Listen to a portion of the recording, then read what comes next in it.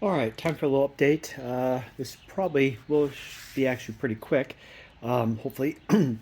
But uh, before we had gotten everything in, um, I had forgotten last time to mention the radiator and the intercooler and all that kind of stuff.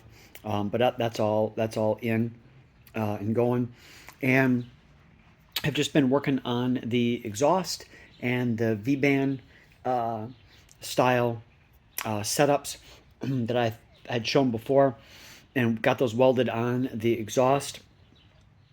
Took a little bit to do that because of having to measure it. Like I said, like I mentioned before, that you don't have the leeway with the slip-on ones. With the V-band, everything has to be dead on exact, because there's no give and no leeway. So had some do some fabrication there. Things weren't 100% straight, so kind of had to cut and then kind of bend and then re-weld and some stuff with that with the pipes.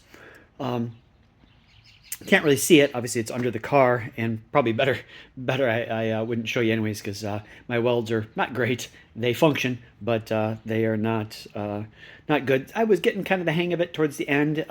I would lay down a bead, and it would be pretty good. It would actually look pretty decent, and then I kept burning through the exhaust, so I had to kind of learn to stop as it gets hot, stop, let it cool for a second, and then keep going. And unfortunately, I would kind of get in a rhythm, and it would be looking good, and then I would stop and then start again, and then for some reason I just couldn't pick up the same rhythm again. So then it was causing problems and stuff. So my welder is kind of a basic one, so it doesn't have a ton of adjustability. So I was either burning through it on one setting or the setting below it. Then it was just kind of building up on top, so it wasn't getting great penetration.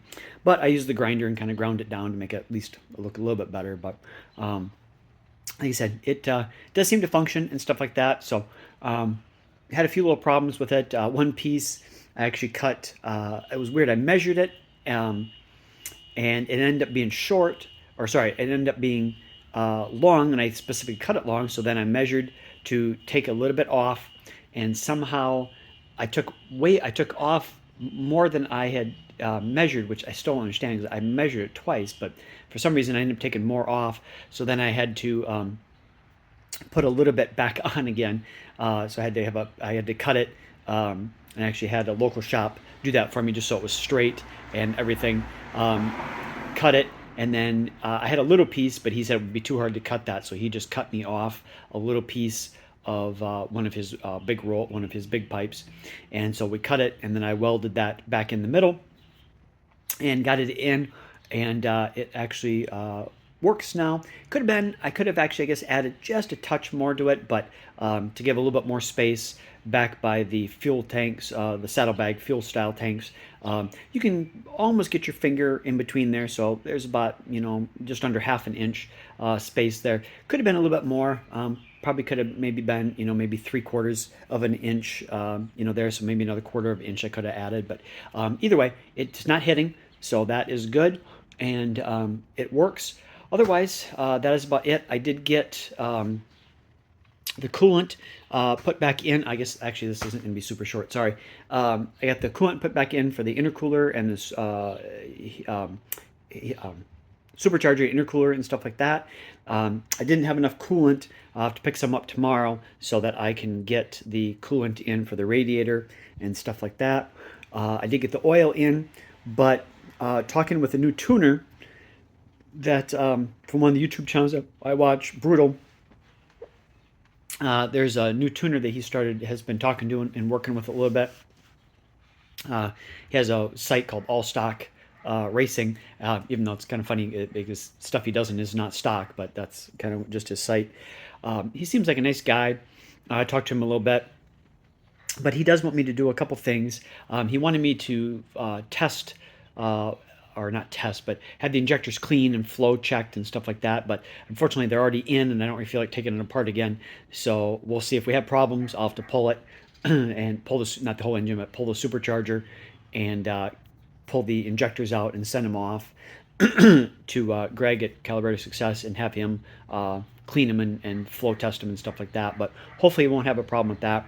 But he does want me to take the oil out of the engine and use a pressurized system and take off the oil uh, uh, pressure sending unit piece, like the little sensor down by the sorry, down by the oil filter, take that off and hook up this pressurized tank and use the air compressor basically to push oil through the system, kind of like you would on an old school one where, you take the distributor off and use the drill to, get the oil flowing through the system and get everything pressurized up.